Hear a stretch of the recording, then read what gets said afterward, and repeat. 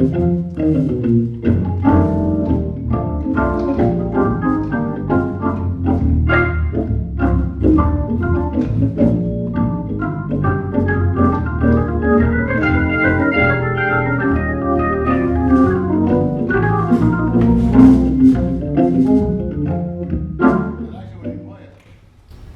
I play left foot bass, sometimes I play left hand bass. And the original organ players, when I first learned it, I thought that the bass was always coming from the feet, because I came from a piano player, you know. And then I was watching these guys, and they got the sound I was looking for, which is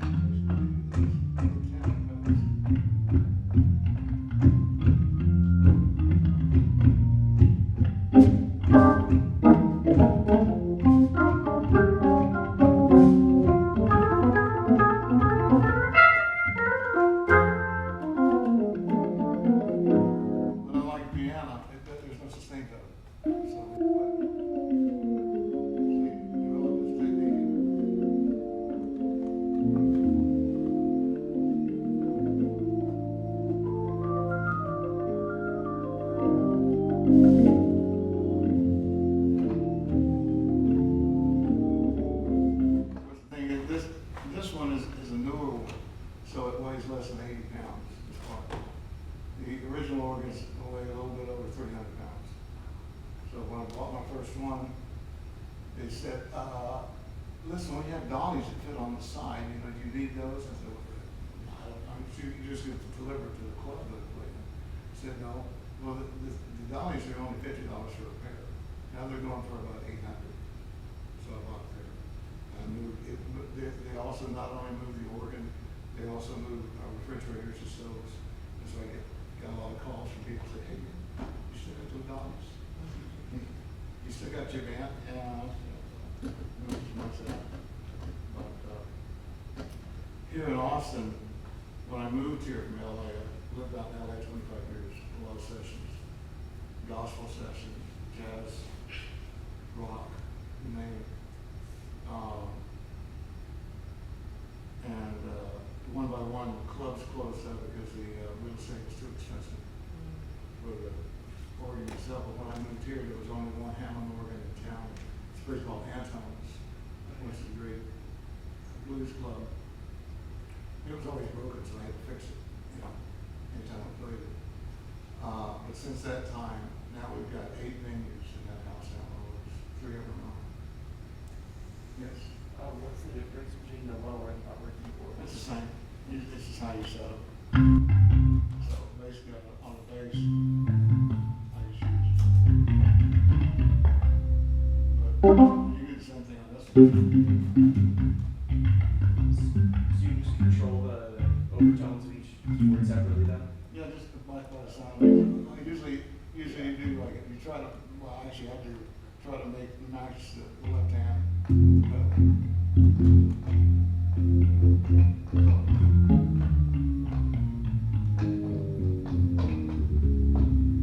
I just shift between them. Yeah. You can do anything on either manual. But I keep a basic setting on so for comping. And then when I do solo stuff, I'm going to use the same setting.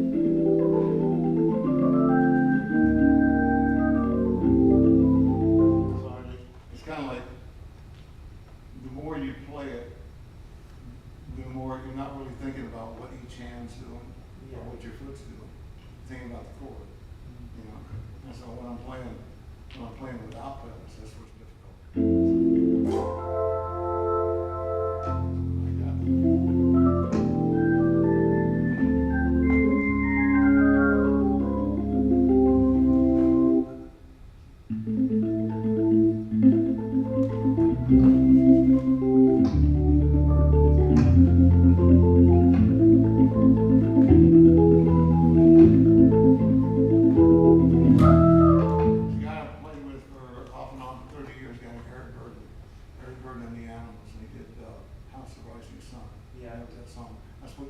Well, that was one song that got me hooked on the organ in the first place. But I wound up playing with him 1982. And what we, I mean, it's just, it was iconic.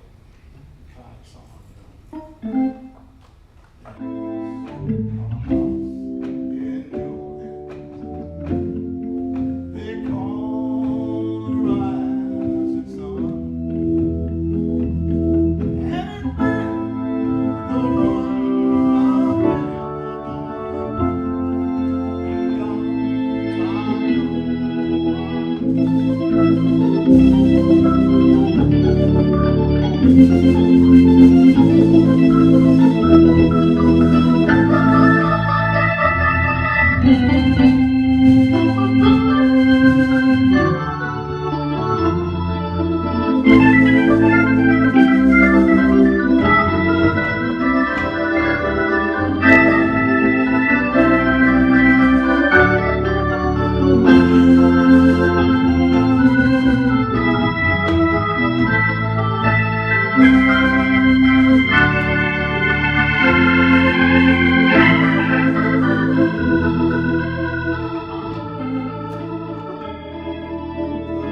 song that got me hooked.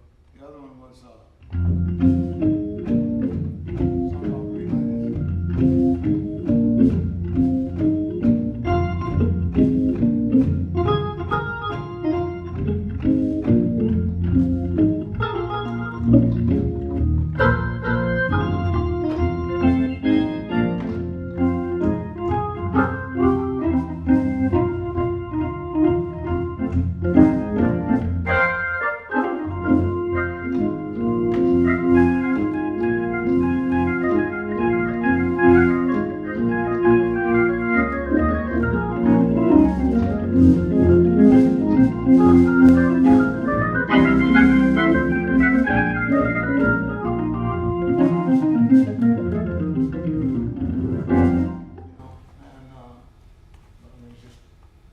Anybody want to try? All right. Huh? Well, you don't have to try, just try.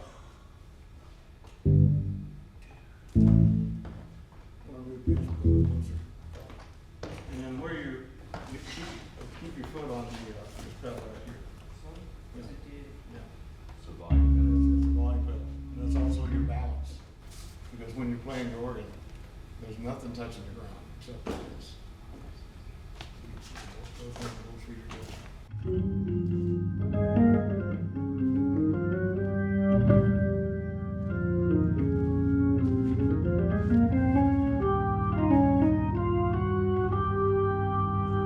you're playing that, move your hand up there.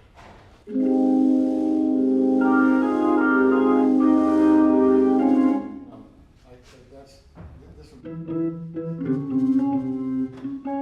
You gotta see. You know, if you don't play it like that, so you.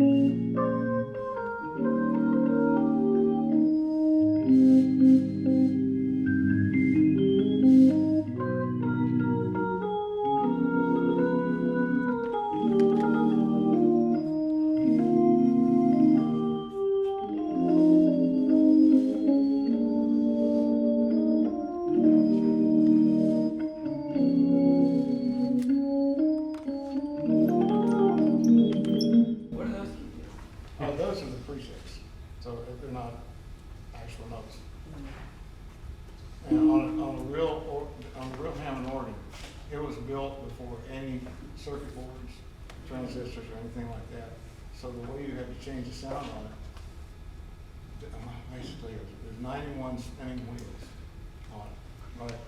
And it's all the wires and the contacts that go to a grid. So basically, you figure out what these things are.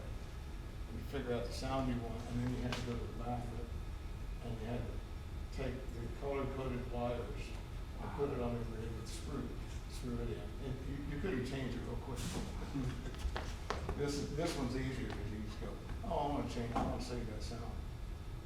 But this is long before that. You want me to switch her? Come on.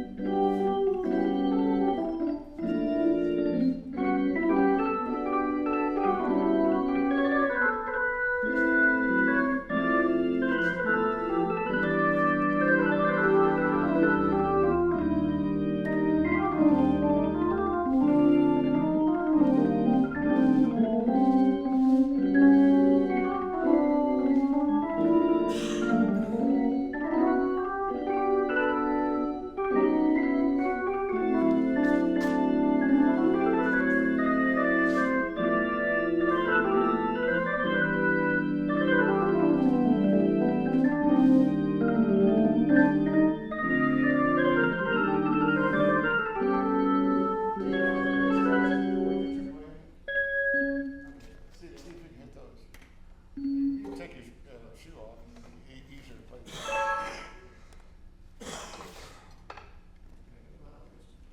And then you can feel it better. This little finger.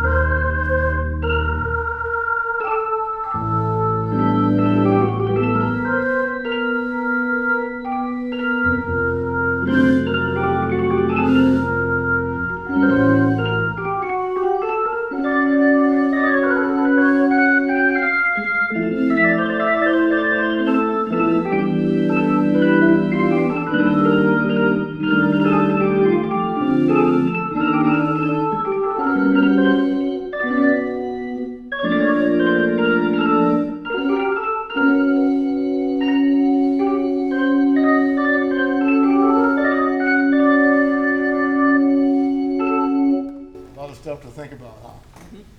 Seems hard to learn. Do what? Seems hard to get the hang of. Yeah. Well, it took me about, let me say, I've been playing now for 55 years, so the first 5 years were kind of a little tricky. But I actually, when I moved here to Austin, there's a lot of clubs that you can play in. So I've been playing one club, got a Continental Club. Upstairs is the gallery. I think, you went up there. Daniel plays up there every Monday night. I do it every week. Been doing it every Wednesday for 15 years. I moved one of my Hammond organs, and everybody else plays it as well. So it's like we all learn from each other, which is, like you play in church, right? Yeah. I mean, that's an amazing thing, because like if the preacher gets up there and you have to provide like the underscore for what he's doing, and then he gets into this, it's just like an organic sort of thing. Well, organic, it is. I played in church some here. First time I did it, the bass player says, "Come on, man, you can have a conversation with the preacher." What do I do? And it's move. And he'd sit down, and he's a bass player. And he played the stuff that I was supposed to play, so I got it from here. You just learn, by doing it. Did you want to try it? Yeah. What?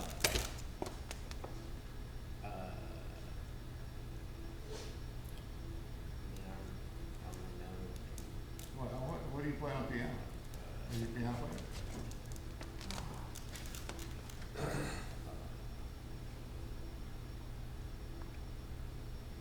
I'll try it.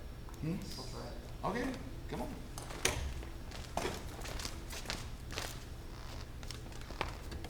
Always welcome.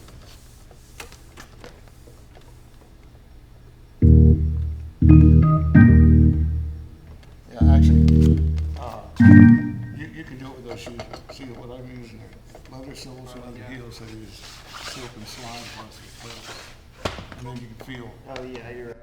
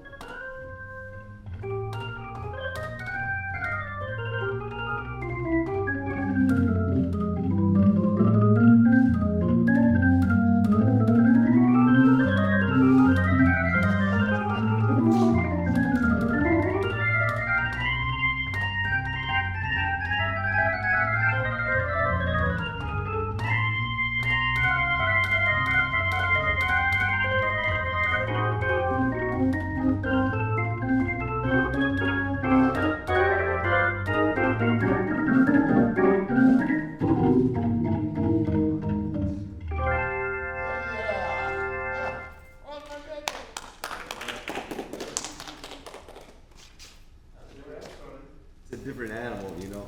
The thing about organ to me, I'm not, you know, it's like you said, it takes such a long time to get to know the instrument, you know. Right. And piano, you know, we have so much other nuance that we have to worry about. We have to worry about tone and pedal technique, and you know, you press a note, you can play a note soft, you can play a note loud, and that, you know, no matter how hard you press the notes, it's gonna be the same volume. You hit hard, you break the key. Exactly, but you do have to know how to use the volume pedal. You do know you have to use how to use the bass pedals, right? You do know how to work the presets and the drawbars and the Leslie, you know, the switch. We call that the switch, where you make the tremolo. See how it went? The vibrato went real fast, and all that stuff takes, you know, takes a long time to get that. And this gentleman mastered all that. You know, he mastered all the you know, the nuance and the specialties of the organ. And you know, in Austin, when we talk about organ, really in Texas, when we talk about organ, can't really talk about the organ without mentioning Red Young. You know, and I want you guys to know that this man, it's a joy to have him here today. We have about a minute left, but does anybody have a question for Mr. Young? Oh, I do. Yeah. How much would that cost you like that? Well, this one I bought, this is about $3,000, I think, for this. But you can buy them used, and they make cheaper ones. But I mean, the Hammond is really one. But there's like the legendary. There's a Nord makes one. It's double manual and stuff. You can find them. And then actually, if you get in the original Hammond organ, I've had the last two given to me. Yeah, somebody had them in their house, and they called me up and said, "Listen, I know you play organ. Is it worth something? I'll give you $250." You know, no. One guy had it in his studio, and he bought it so he could learn how to play the organ. And then he realized that he was just using samples on the recording gear. And he said, "It's just taking up room. So if you come over here and get it, I'll give it to you." Great, I'm there. Cool. That's the one that Anton's now. The one that's in Anton's, yeah. It's free. I didn't play that. I see every time I had that, played a gig there. Uh-huh. I never played organ there. I had brought my keyboard, but I did play the one at the Continental Club many times. Yeah. And that's a good one. Yeah, That's a great one. yeah, it's mine. Yeah. I bought it new in 1971. It's a beautiful organ. Okay, let's give Mr. Young a round of applause.